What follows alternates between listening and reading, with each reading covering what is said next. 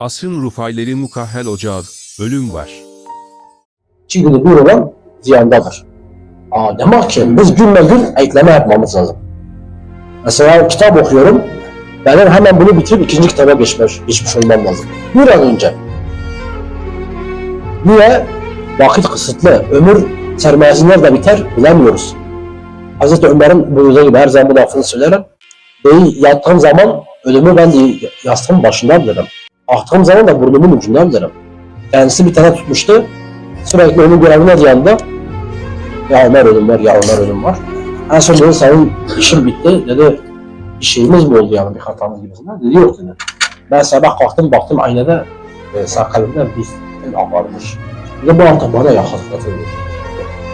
Önemli. Yani insana sürekli ölümü harclatan bir yaren lazım, bir yoldaş lazım, bir rehber lazım. Ama mürşid budur. Yoksa Allah'la araya girmek çok zor birsiniz, çok cahil birsiniz.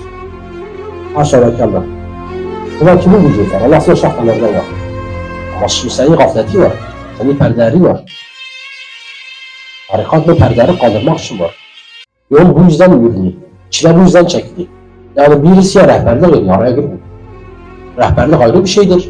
Araya girmek ayrı bir şey. Ara yapmak daha başka bir şey. O yüzden kardeşlerim kavramlara dikkat edin. Böyle kafa karıştırıcı çok yalan, boş ve altı boş yani hem de cahil olanların sözleridir bunlar. Onları bilelim yani. Mürşid kamil çok önemli. Baktık ya Allah'lık ciheti de kimse araya giremez.